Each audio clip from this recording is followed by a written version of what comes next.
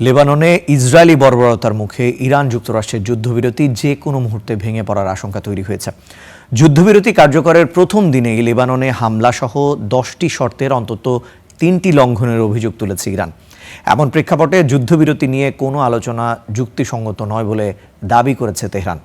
এদিকে যুদ্ধবিরতির শর্ত ভাঙা হলে ইরানে আরও বিধ্বংসী হামলার হুমকি দিয়েছে মার্কিন প্রেসিডেন্ট ডোনাল্ড ট্রাম্প। যুদ্ধবিরতি কার্যকরের একদিন পরই ফের বন্ধ হরমুজ প্রণালী। একের পর এক তেলবাহী ট্যাঙ্কারকে ফিরে যেতে বাধ্য করা হচ্ছে।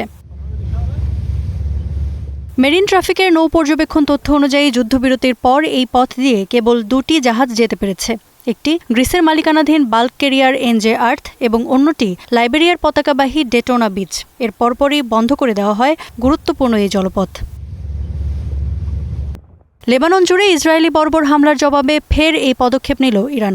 ইরানের আধা সামরিক বার্তা সংস্থা ফার্স নিউজ নিশ্চিত করেছে এ তথ্য। প্রণালীটি পুরোপুরি বন্ধ করে দেওয়ায় যেসব ট্যাঙ্কার ইতোমধ্যে বের হওয়ার পথে ছিল সেগুলোকে ঘুরে আবার পারস্য উপসাগরের ভেতরে ফিরে যেতে হয়েছে। এমন পরিস্থিতিতে ফের যুদ্ধের শঙ্কা দেখা দিয়েছে। এরই মধ্যে মার্কিন সব সেনা, যুদ্ধজাহাজ ও বিমানকে ইরানের আশপাশে থাকার নির্দেশ দিয়েছেন মার্কিন প্রেসিডেন্ট ডোনাল্ড ট্রাম্প। বুধবার ট্রুথ সোশ্যালে দেওয়া এক পোস্টে তিনি বলেন, আমেরিকা ইজ ব্যাক। যতক্ষণ পর্যন্ত না চুক্তি চূড়ান্তভাবে পুরোপুরি মানা হচ্ছে ততক্ষণ যুক্তরাষ্ট্রের সব জাহাজ, বিমান, অতিরিক্ত গোলাবারুদ, অস্ত্রশস্ত্র এবং সামরিক সদস্যরা ইরান এবং এর আশপাশে অবস্থান বজায় রাখবে।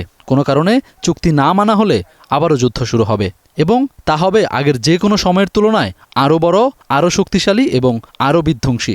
America is back. এদিকে এক পোস্টে ইরানি স্পিকার দাবি করেন তাদের 10 দফা প্রস্তাবের 3টি গুরুত্বপূর্ণ ধারা লঙ্ঘিত হয়েছে, যেগুলো হলো লেবাননে হামলা, ইরানি আকাশসীমায় ড্রোনের অনুপ্রবেশ আর ইরানের ইউরেনিয়াম সমৃদ্ধকরণ অধিকার অস্বীকার করা। এমন পরিস্থিতিতে যুদ্ধবিরতি নিয়ে আলোচনাও ভেস্তে যাওয়ার আশঙ্কা তৈরি হয়েছে।